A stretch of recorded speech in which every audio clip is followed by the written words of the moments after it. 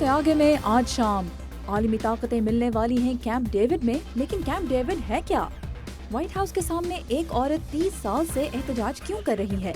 और अमेरिका में मुसलमानों की कहानी सुनाता एक मुनफरिद अजायब घर। ये है वॉइस ऑफ अमेरिका की पेशकश, खबरों से आगे। वॉइस ऑफ अमेरिका वाशिंगटन से ये है प्रोग्राम खबरों से आगे और मैं हूँ सारा जमान। आप सबको हमारा सलाम। दुनिया की 8 बड़ी मईशतों पर मुश्तमिल ग्रुप G8 का सरबराह इजलास कल से अमेरिका में शुरू हो रहा है और इस सिलसिले में मुलाकातें होंगी कैंप डेविड में। अमेरिकी सदूर और बैनुल-अक़वामी रहनुमाओं के दरमियान कई तारीखी मुलाकातें इस मकाम पर हो चुकी हैं, लेकिन कैंप डेविड है क्या? इसका ये नाम क्यों है और अमेरिकी सदूर के लिए इसकी क्या अहमियत रही है? यही जानने के लिए चलते हैं नदीम याकूब के साथ कैंप डेविड।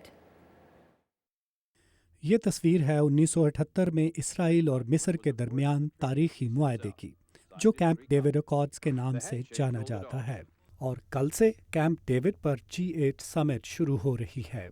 जैसा कि आप इस बोर्ड पे देख सकते हैं, ऐलान किया हुआ है कि ये आइंदा कुछ दिनों में रोड बंद होगा। उसकी वजह ये है कि ये रोड आगे चल के पहाड़ के ऊपर जाता है जहाँ पे कैंप डेविड है।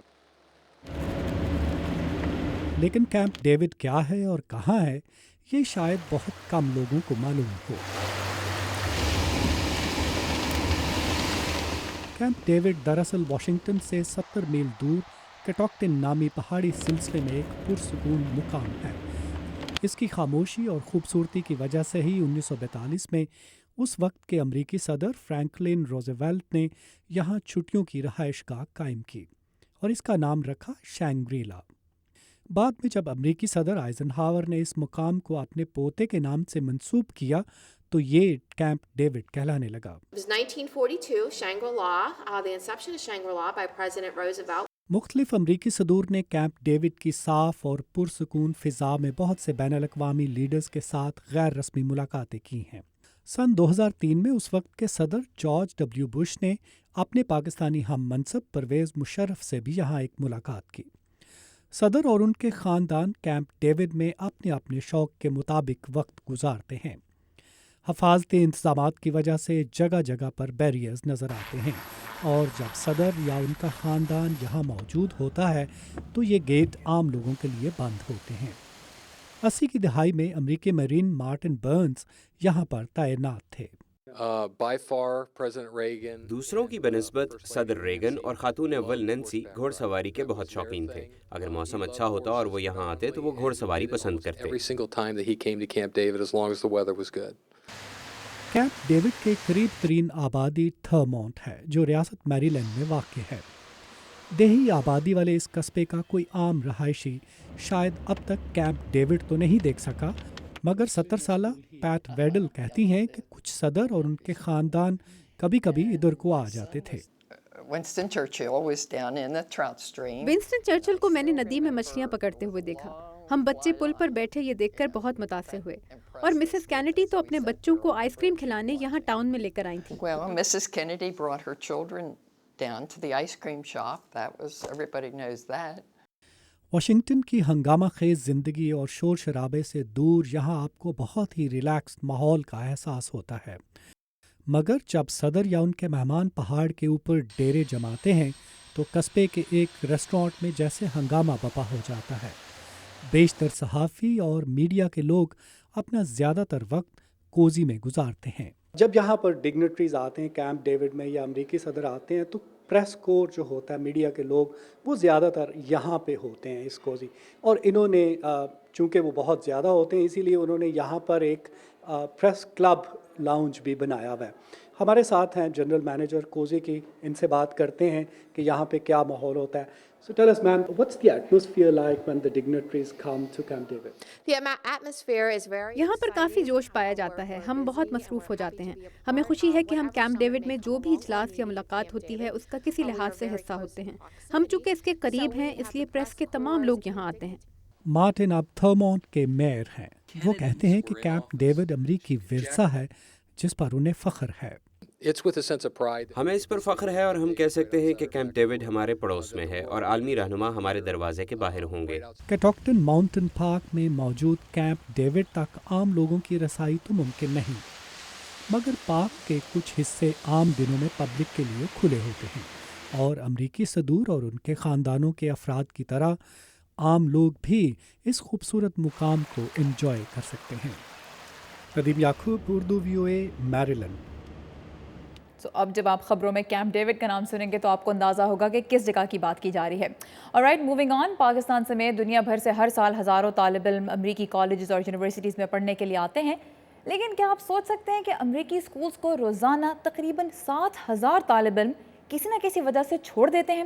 ریسرچ سے پتہ چلا ہے کہ زیادہ تر اسٹوڈنٹس غریب علاقوں میں واقع غیر معیاری اسکولز چھوڑ رہے ہیں۔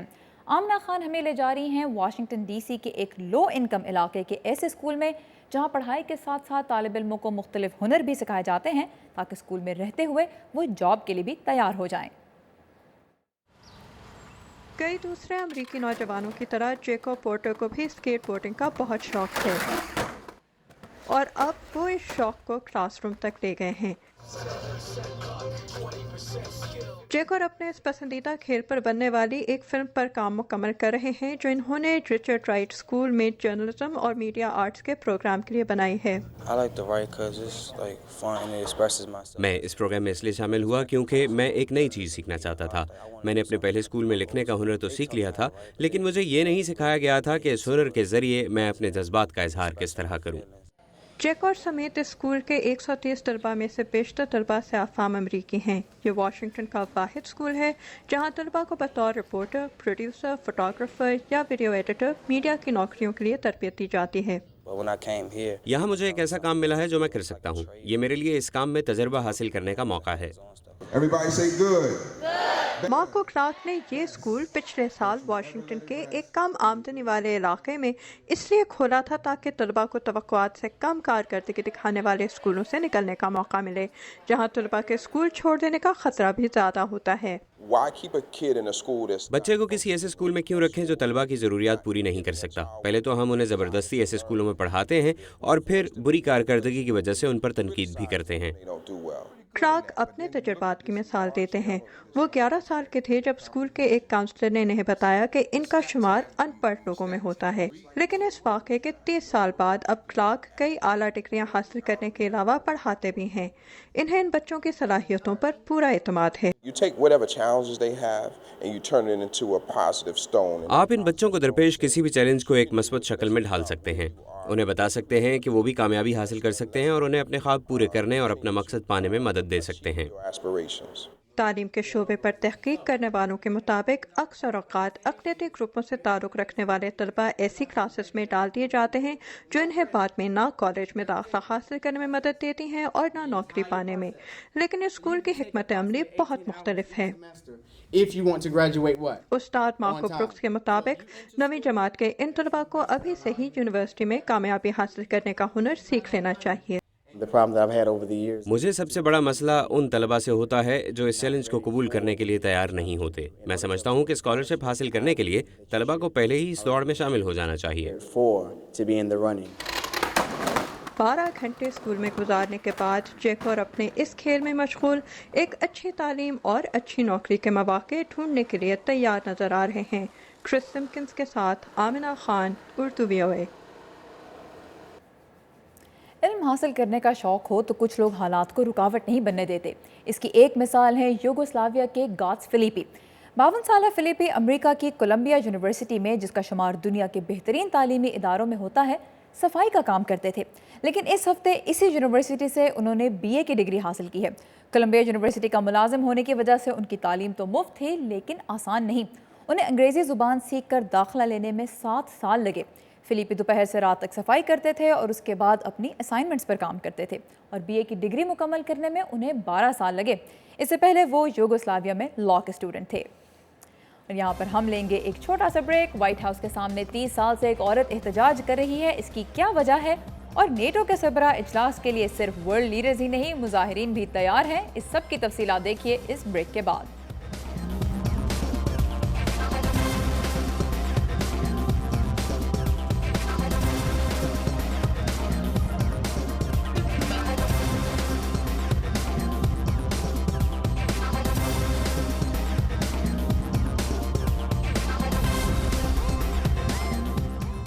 ویلکم بیک، آپ دیکھ رہے ہیں خبروں سے آگے۔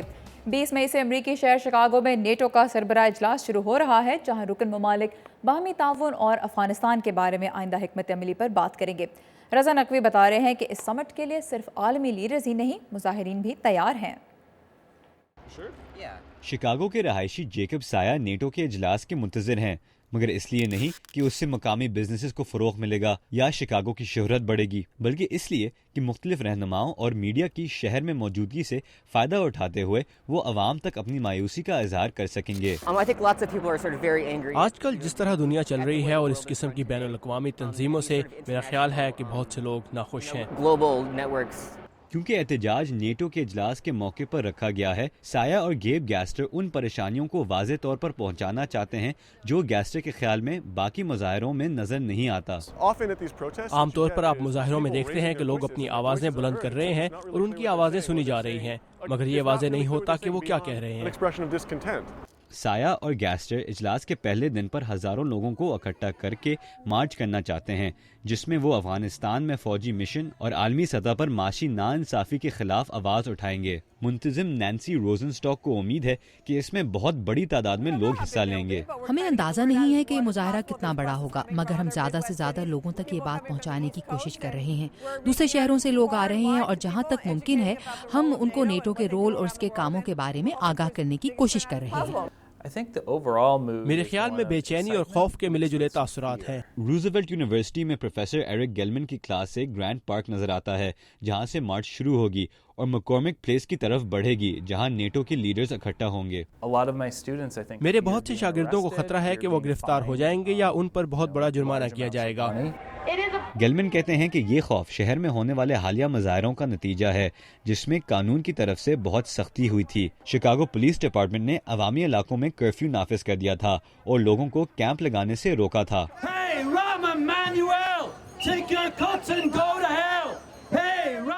मगर हुकूमत की जानिब से मुजाहिरीन को 20 मई की मार्च की इजाज़त मिल गई है। कानून तोड़ना और तशद्दुद को हवा देना जेकब साया के एजेंडे में नहीं है। मेरे गिरफ्तार होने से कोई फायदा नहीं होगा, बल्कि इससे मेरे कामों में रुकावट पैदा होगी और मैं यहाँ आगाही पैदा करने और अपना पैगाम पहुँचाने के लिए आया हूँ। वो क्या पैगाम है जो नैन्सी रोज़नस्टॉक नेटो समिट के लिए शिकागो आने वाले लोगों तक पहुँचाना चाहते हैं? हम एक पुरअमन, कानूनी और फैमिली फ्रेंडली मुजाहरा तरतीब देना चाहते हैं।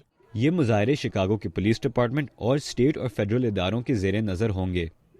केन फार्बरो के साथ रज़ा नकवी, उर्दू VOA।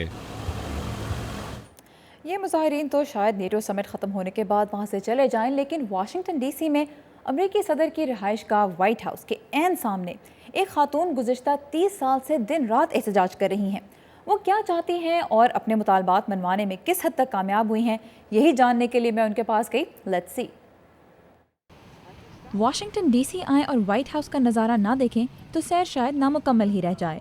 यहाँ आने वालों को अमरीकी सदर की झलक तो शायद ही कभी मिले, लेकिन वाइट हाउस के ऐन सामने एक झोंपड़ी में बैठी खातून से उनकी मुलाकात ज़रूर हो जाती है। मिलिए कॉनी पिचोटो से, जो गुज़श्ता 30 बरस से वाइट हाउस के सामने एटमी हथियारों के फैलाव के खिलाफ पुरअमन एहतजाज कर रही हैं। 1960 में स्पेन से अमरीका आई कॉनी कई बरस तक न्यूयॉर्क में स्पेन की हुकूमत के लिए काम करती रहीं, लेकिन शौहर से तलाक और अपनी नौमौलूद बच्ची से जुदाई ने उनकी ज़िंदगी पूरी तरह बदल दी। मदद की तलाश में उन्होंने वाशिंगटन DC का रुख किया, जहां उन्हें ज़िंदगी की मज़ीद तलखियों का एहसास हुआ।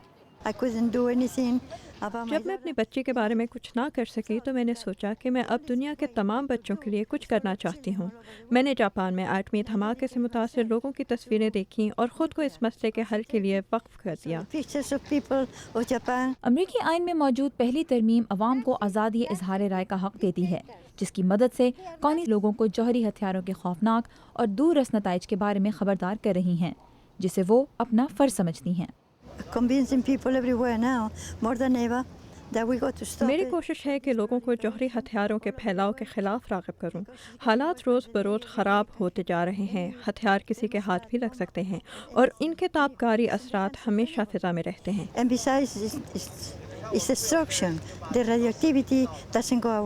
लेकिन अपने फ़र्ज़ की अदायगी में उन्हें मुश्किलात का सामना भी करना पड़ा।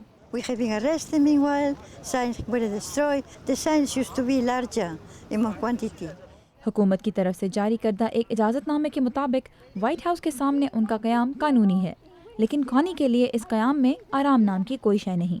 ان سے مل کر ایسے تنہا سپاہی کا خیال آتا ہے جو گرمی، سردی، دھوپ اور بارش کی پرواہ کیے بغیر اپنے محاذ پر ڈٹا رہتا ہے۔ یہ کوئی جینا نہیں، یہ جینے کا طریقہ نہیں، یہ بہت بڑی قربانی ہے، بہت کچھ برداشت کرنا پڑتا ہے، مگر میں جی رہی ہوں۔ میں صرف سبزیاں یا کبھی سینڈوچز کھا لیتی ہوں۔ یہاں آنے والے سیاح کونی کی بے باکی سے خوش بھی ہوتے ہیں اور حیران بھی، مگر کونی محسوس کرتی ہیں کہ اس وجہ سے حکومتی اہلکار ان سے ناخوش بھی ہیں۔ وہ مجھے روکنے کی جتنی کوشش کرتے ہیں اتنی ہی مجھے اپنا پرامن احتجاج جاری رکھنے کی قوت ملتی ہے۔ کچھ لوگ سمجھتے ہیں کہ یہ پاگل پن ہے، میں کہتی ہوں کہ پاگل وہ ہیں جو ہتھیاروں کو دنیا میں پھیلا رہے ہیں۔ 3 دہائیوں کے احتجاج کے باوجود حکومتی سطح پر کونی نہ تو کوئی بل پاس کروانے میں کامیاب ہوئیں اور نہ ہی ان کے ساتھ مزید لوگ شامل ہوئے، لیکن وہ خود کو ناکام تصور نہیں کرتی۔ ان کے لیے کامیابی اس میں ہے کہ لوگ کم از کم کچھ لمحوں کے لیے اس اہم مسئلے کے بارے میں سوچنے پر مجبور ہو جائیں، اور شاید یہی وہ جذبہ ہے جو انہیں اپنے محاذ پر ڈٹے رہنے کی طاقت دیتا ہے۔ آپ کے خیال میں کیا یہ خاتون اپنا وقت ضائع کر رہی ہیں یا پھر ہمیں بھی ان کی طرح سوچنا چاہیے؟ اس بارے میں آپ ہمیں اپنی رائے دے سکتے ہیں۔ فیس بک پر ہمارا یوزر نیم ہے VOA اردو۔ اب لیتے ہیں ایک شارٹ بریک، جس کے بعد چلیں گے ایک ایسے عجائب گھر میں جہاں امریکی مسلمانوں کی تاریخ محفوظ کی جا رہی ہے۔ ہمارے ساتھ ہی رہیے۔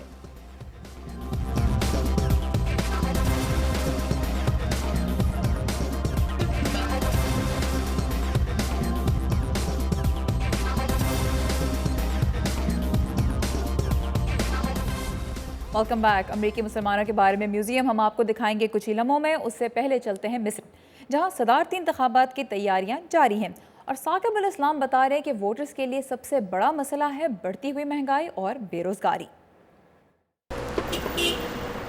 مصر میں انقلاب کے بعد اس ماہ سب سے پہلا صدارتی انتخاب ہوگا، مگر انقلاب کی ایک وجہ بگڑتی ہوئی معیشت بھی تھی، اور اس سلسلے میں معاملہ کچھ ویسے کا ویسا ہی ہے۔ اس صورتحال سے لوگ بہت پریشان ہیں۔ ہمیں کچھ معلوم نہیں کہ یہ ملک کس سمت میں رواں ہے۔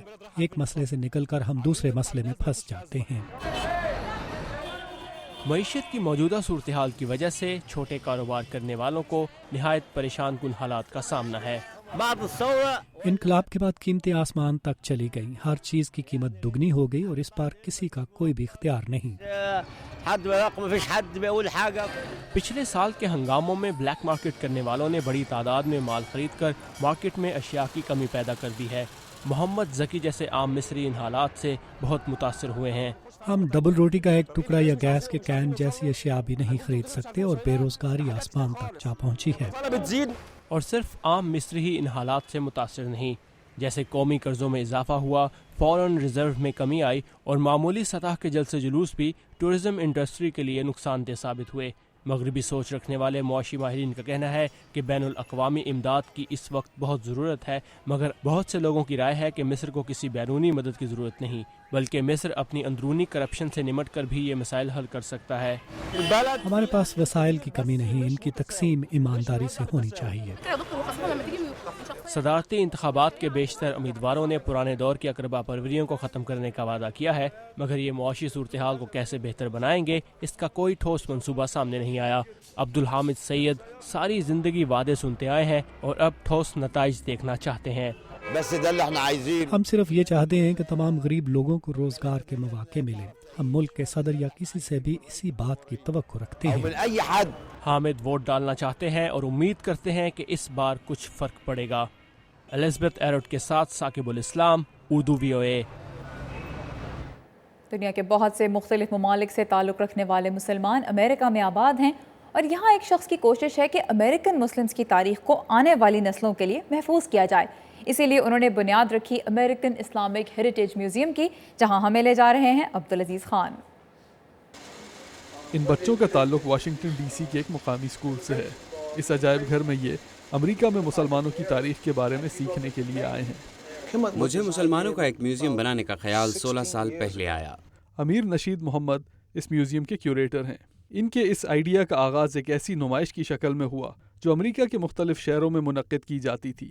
اس کا مقصد لوگوں کو مسلمانوں کے بارے میں بتانا تھا۔ انہوں نے امریکہ میں موجود مسلمانوں کے بارے میں تحقیق شروع کر دی اور امریکہ بھر میں سفر کر کے مسلمانوں سے متعلق معلومات جمع کرنا شروع کی۔ ان کی تحقیق کے مطابق امریکہ میں سب سے پہلے مسلمان اسپینش انکویزیشن کے دور میں آئے تھے، یہ سن 1480 میں اسپین میں شروع ہونے والی ایک ایسی سرکاری مہم تھی جس کا مقصد یہودیوں اور مسلمانوں کو زبردستی عیسائی بنانا تھا۔ بہت سے تو اسپین سے بھاگ کر امریکہ پہنچے اور بہت سے ہسپانویوں کے ساتھ یہاں آئے۔ ایک مسلمان جس کا نام ذہن میں آتا ہے وہ تھا ایستوانکو۔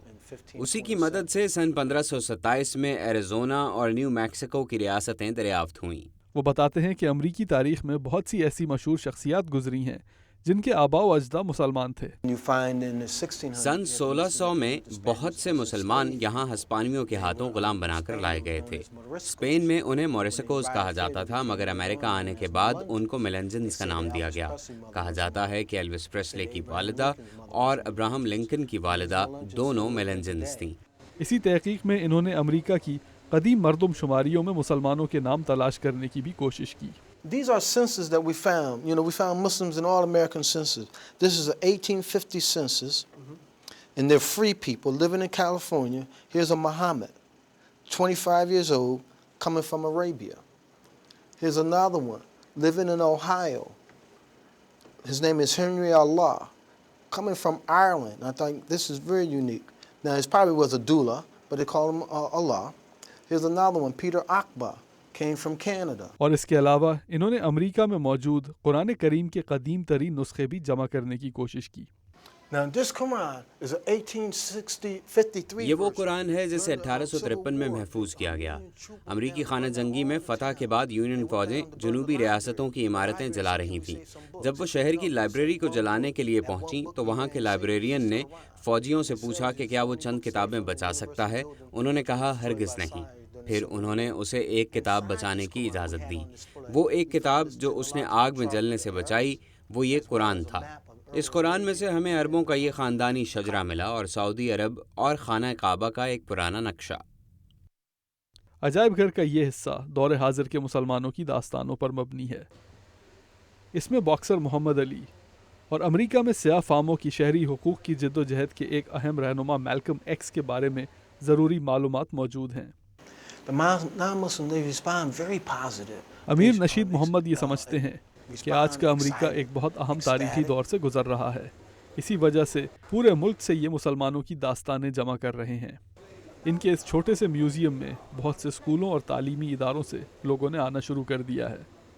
ہم نے ان سے پوچھا کہ جب غیر مسلم یہاں آتے ہیں تو ان کو یہ سب کیسا لگتا ہے۔